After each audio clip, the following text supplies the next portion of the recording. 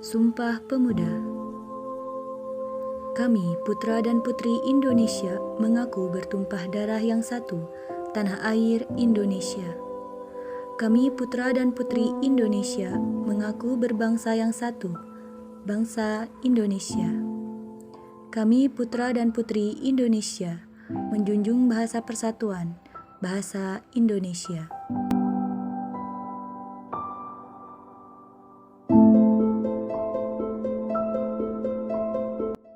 Hai, Assalamualaikum warahmatullahi wabarakatuh. Selamat datang di podcast pertama Himpunan Mahasiswa Pendidikan Biologi Universitas Muhammadiyah Sukabumi. Semoga teman-teman semua yang sedang mendengarkan selalu dalam keadaan sehat ya. Oke, perkenalkan, aku Meisa Dwi Rigawati, mahasiswa Pendidikan Biologi semester 3. Di sini aku bakal ditemenin sama Teh Sisi Kirana yang juga mahasiswa Pendidikan Biologi semester 3. Halo Teh Sisi. Halo semua.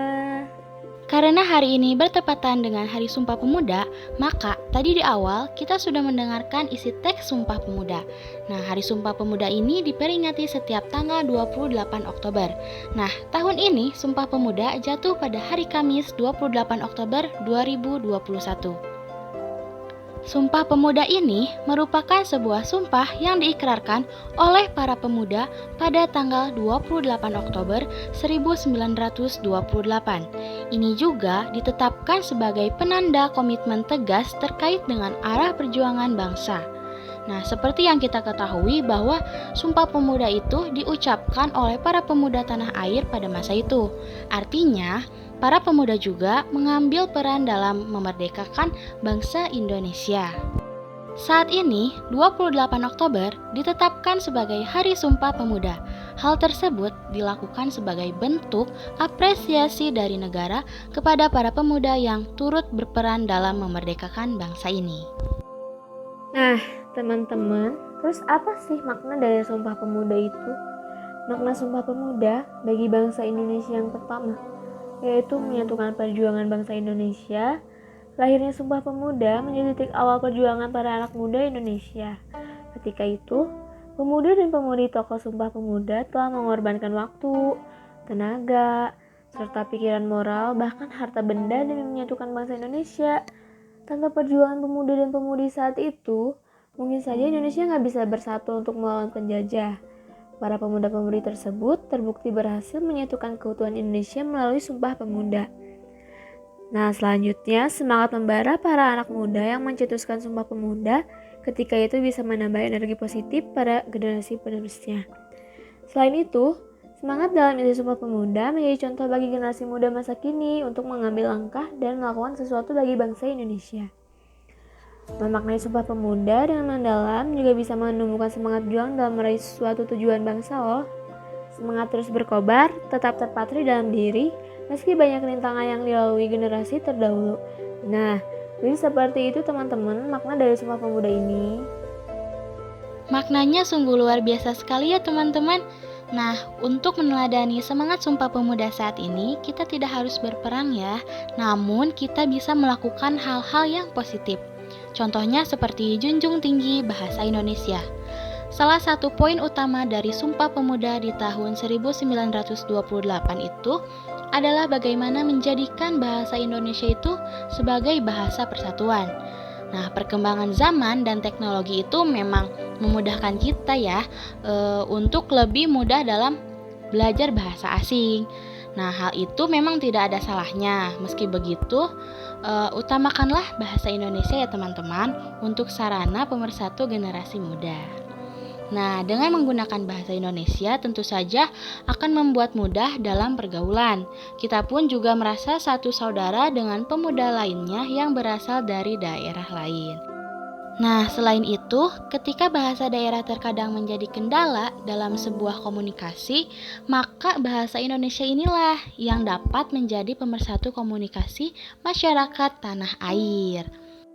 Nah, kemudian contoh hal positif yang bisa kita lakukan yaitu ukir prestasi dengan komitmen belajar penuh. Nah, semangat dan bentuk keteladanan Sumpah Pemuda yang bisa dipelajari dan dipraktikkan generasi muda sekarang itu tak lain adalah mengukir prestasi ya teman-teman. Prestasi ini tidak hanya di bidang akademik saja, tetapi di bidang lain yang memberikan manfaat bagi masyarakat luas dan membawa nama harum bangsa. Selain dari yang sudah Temisha sampaikan, hal positif yang bisa kita lakukan saat memperingati Hari Sumpah Pemuda ini bisa dengan yang ke-1, bangga terhadap karya anak bangsa. Buat kita nih yang suka berbelanja, kita juga bisa menyalurkan semangat Sumpah Pemuda dengan membeli produk lokal buatan bangsa. Produk lokal buatan anak bangsa pun memiliki kualitas yang tidak kalah bagusnya loh dengan produk luar negeri. Bahkan bisa jadi kualitasnya lebih baik dari mereka. Dengan menggunakan produk lokal karya anak bangsa, kamu juga turut berkontribusi bagi negara, mulai dari menghargai karya anak bangsa, menambah pendapatan negara, turut serta meningkatkan pendapatan bagi pelaku industri kecil tanah air, hingga membuka peluang kerja baru. Keren kan? Nah, yang kedua, toleransi terhadap sesama. Indonesia dianugerahi Tuhan dengan keanekaragaman yang luar biasa, mulai dari budaya, suku, ras, maupun agama. Hidup dalam perbedaan bukanlah sebagai halangan untuk berkreasi bersama. Justru, dengan keberagaman inilah kita bisa belajar untuk saling menghargai dan saling menghormati. Bukankah dengan bersatu kita akan menjadi bangsa yang tangguh? Kemudian, hindarilah sikap egois yang bisa membuat perselisihan. Kan pada akhirnya, perselisihan inilah yang memecah belah bangsa. Kemudian yang tak kalah pentingnya adalah jangan mudah termakan berita bohong atau hoax yang menyesatkan dan membawamu kehilangan toleransi. Yang ketiga, modern bukan berarti melupakan budaya dan sejarah. Era digital membuat seseorang mau tak hidup dalam dunia yang modern. Apalagi dengan koneksi internet yang tanpa batas. Budaya dari luar pun bisa masuk dengan mudah ke negara kita. Menjadi modern, ya sah-sah aja untuk hidup yang lebih baik. Namun kan, bukan berarti melupakan budaya dan sejarah bangsa. Dan semangat Sumpah Pemuda ini kamu bisa berkarya dengan memperhatikan aspek budaya. Seperti misalnya terinspirasi oleh para pejuang di masa lalu.